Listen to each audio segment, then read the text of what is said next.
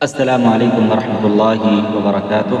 محترم دوستو، آج ہم یہ جاننے کی کوشش کریں گے کہ دلوں میں اندھیرا کب چھا جاتا ہے یا پھر دلوں سے اندھیرا کب ہٹتا ہے۔ اس بات کو ہم حدیث کی روشنی میں جانتے ہیں کہ علی بن ابی طالب رضی اللہ عنہ سے روایت ہے کہ رسول اللہ صلی اللہ علیہ وسلم نے فرمایا کہ چاند کے سامنے آنے والی بدلی کی طرح ہر دل پر گناہوں کی بدلی چھا جاتی ہے۔ آپ دیکھتے ہیں کہ چاند چمک رہا ہوتا ہے، اچانک اس کے سامنے بدلی آ جاتی ہے اور پھر وہ تاریک ہو جاتا ہے۔ پھر جب بدلی سامنے سے ہٹ جاتی ہے تو وہ روشن ہو جاتا ہے۔ یہی معاملہ دل کا ہوتا ہے۔ یعنی ایک مثال کے ذریعے سے اس بات کو سمجھایا گیا کہ کیسے دل پر اندھیرا چھاتا ہے اور کیسے دل پر سے اندھیرا ہٹ جاتا ہے۔ ظاہر سی بات ہے کہ اگر ہم گناہوں کا ارتکاب کریں گے، گناہوں کو انجام دیں گے تو ہمارے دل پر تاریکی چھا جائے گی۔ پھر جب ہم گناہوں سے توبہ طائب ہو کر اللہ کی طرف لوٹیں گے، نیکی اور خیر کے کام کریں گے تو یقیناً ہمارا دل پہلے کی طرح چمک دمک ہو جائے گا، روشن ہو جائے گا، چمکنے لگ جائے گا، ہمارا دل پاک و صاف ہو جائے گا۔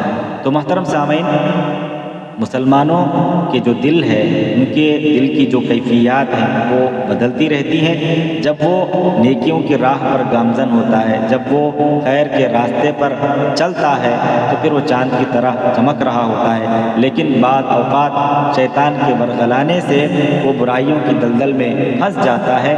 ایسے میں اس کے دل کی چمک دمک ختم ہو جاتی ہے، وہ سیاہی میں ڈوب جاتا ہے۔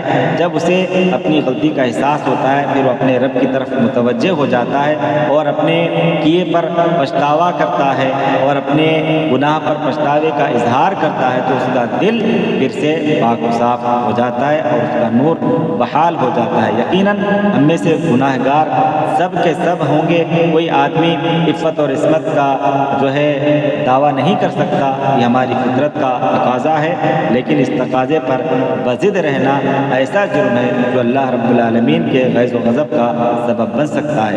لہٰذا جب بھی ہمیں اس بات کا احساس ہو جائے کہ ہمارے دل پر اندھیرا چھا چکا ہے، ہمارا دل تاریک ہو چکا ہے، تو ہمیں اس بات کی طرف آنا چاہیے کہ اللہ رب العالمین سے توبہ کیا جائے، اللہ رب العالمین سے معافی اور بخشش مانگی جائے اور پھر خیر کے راستے پر آیا جائے، نیکی کے کاموں کو انجام دیا جائے، اعمال صالحہ کو انجام دیا جائے۔